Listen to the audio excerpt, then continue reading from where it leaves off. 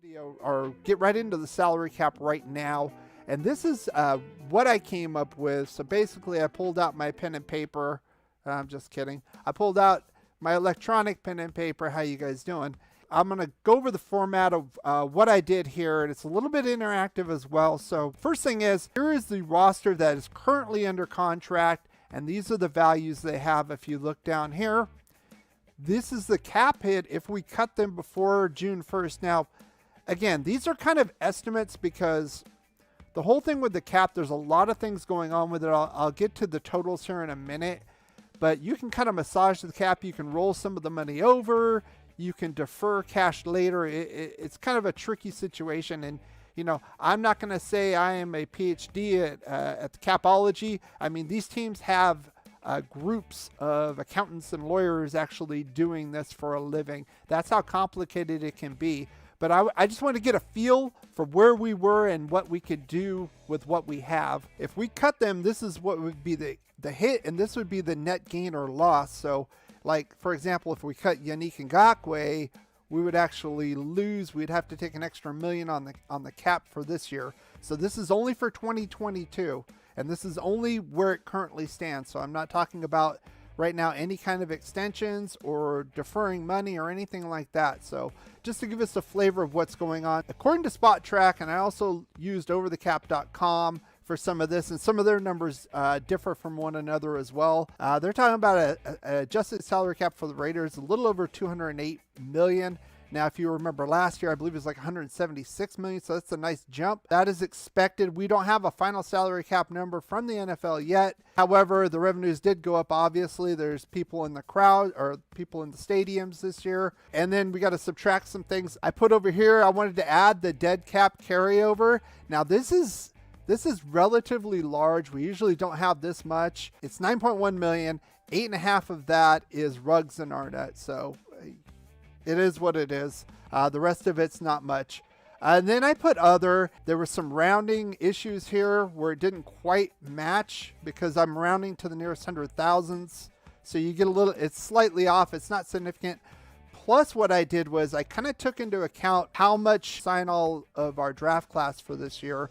And then I minus some of the lower level players. I kind of estimated how much we could just save, cutting off kind of the bottom players, like practice players we don't need, things like that. These future contracts that we can fully take off the cap if we want to.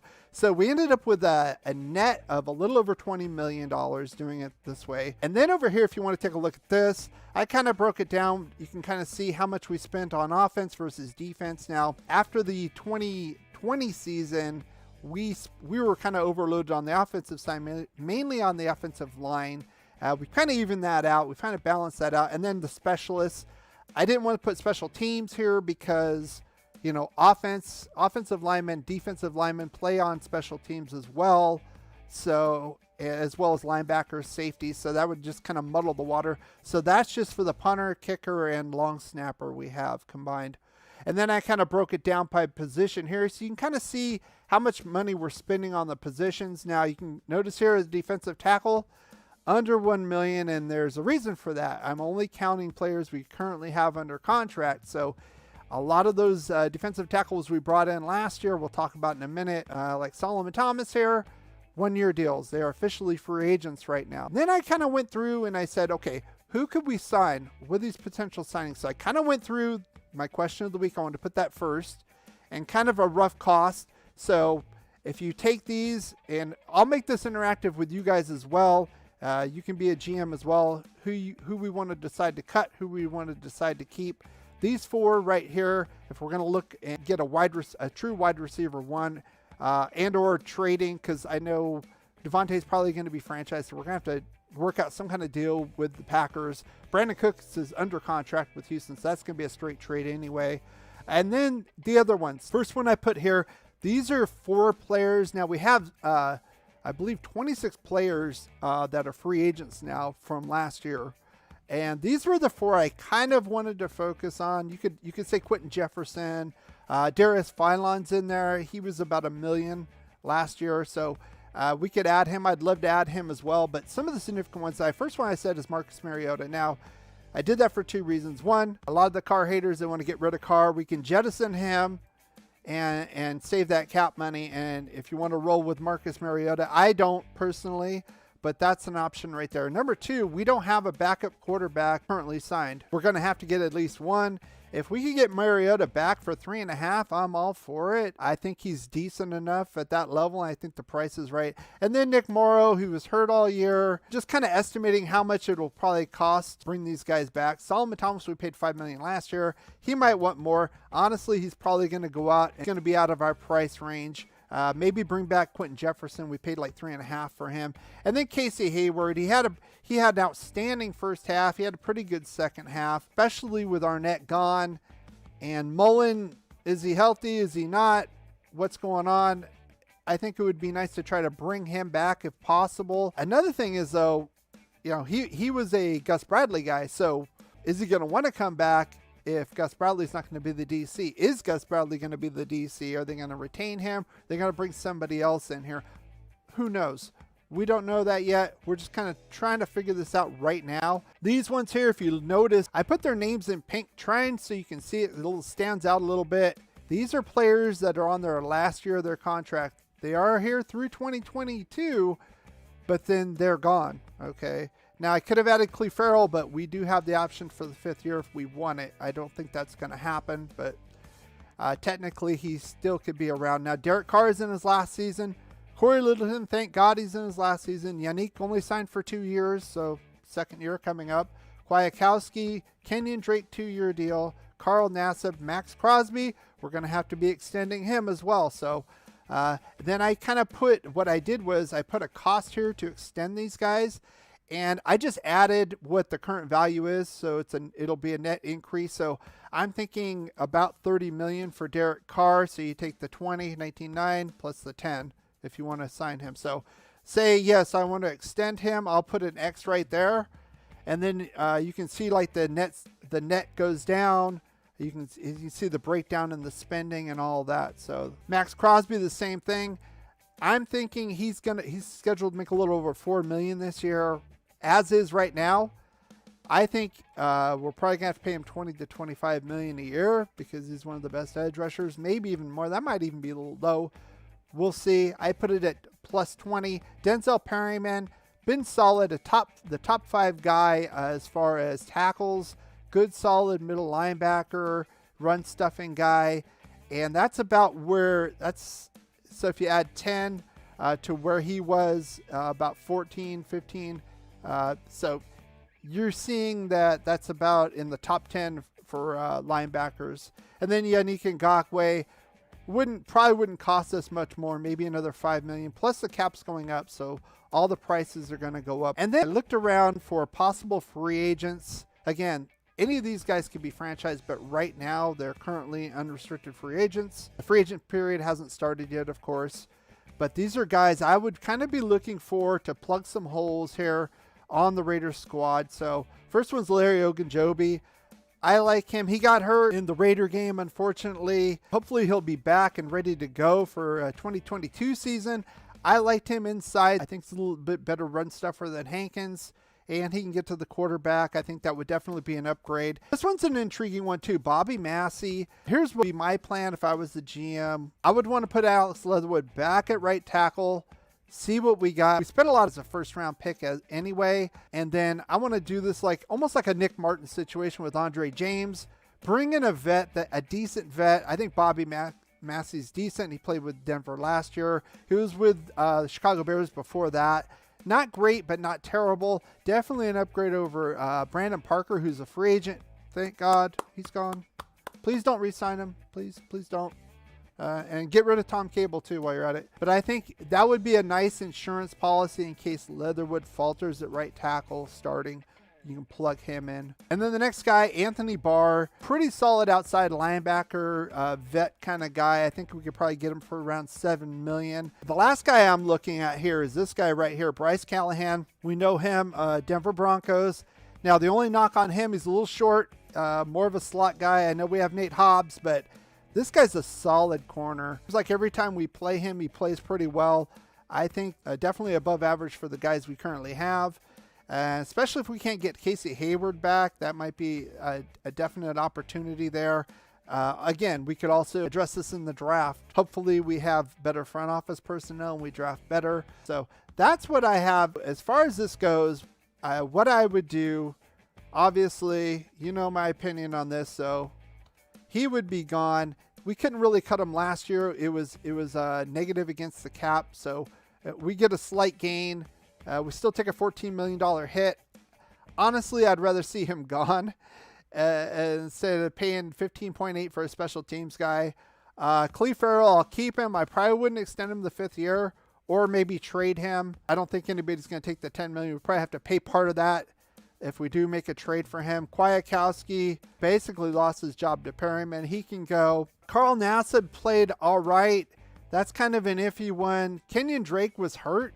Is he going to be back, and is he going to be good enough to play next year? We only have him on 1-year contract left. I think we could do better. I think running back, unless you get like an absolute stud, like an Adrian Peterson, Jonathan Taylor type, you can make do with other running backs in the rotation. I think that's a little bit too much that we paid for, and we didn't really utilize him.